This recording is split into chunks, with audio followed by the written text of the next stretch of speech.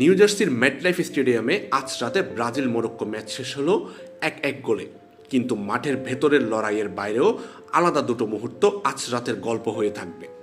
আর দুটোর কেন্দ্রেই একজন মানুষ, নেইমার।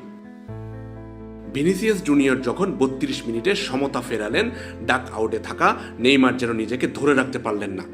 আসন ছেড়ে উঠে হাত তুলে আঙ্গুল পয়েন্ট করে চওড়া হাসিতে উদযাপন করলেন তিনি। স্টেডিয়াম ভর্তি দর্শক সেই মুহূর্তে একবারের জন্য হলেও ভুলে গেলেন লোকটা আসলেই খেলছেনই না। তারপর ম্যাচ শেষে এলো দ্বিতীয় মুহূর্ত। প্রতিপক্ষের অধিনায়ক আশরাফ হাকিমি নিজের গায়ের জার্সি খুলে সরাসরি তুলে দিলেন নেইমারের হাতে। Cool body spray, long lasting fragrance. ফুটবলের ভাষায় এটা শুধু জার্সি বিনিময় নয়, এটা সম্মান। কিন্তু হাকিমির এই বিশেষ ভালোবাসার পেছনে রয়েছে এক পুরানো গল্প।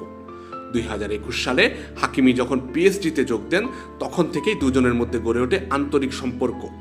ট্রেনিং সেশনে একে অপরকে পাস দেওয়া, গোল করা, মাঠের ভেতরেও তাদের রসায়ন ছিল চোখে পড়ার মতো।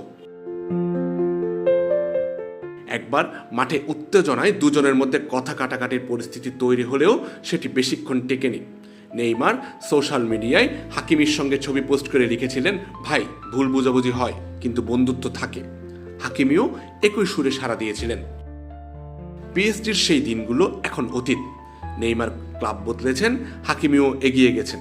কিন্তু আজ রাতে মেটলাইফ স্টেডিয়ামে সেই পুরনো বন্ধুত্বতা আবার উকি দিল। নেইমার এই বিশ্বকাপে এখনো মাঠে নামতে পারেননি।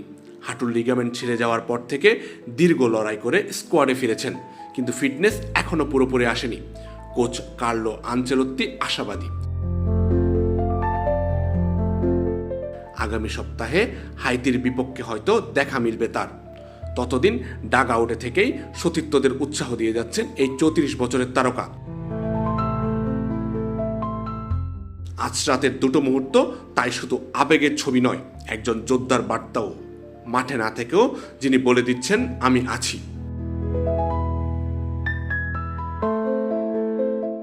আমজাদ হোসেন আবির, খেলা 71।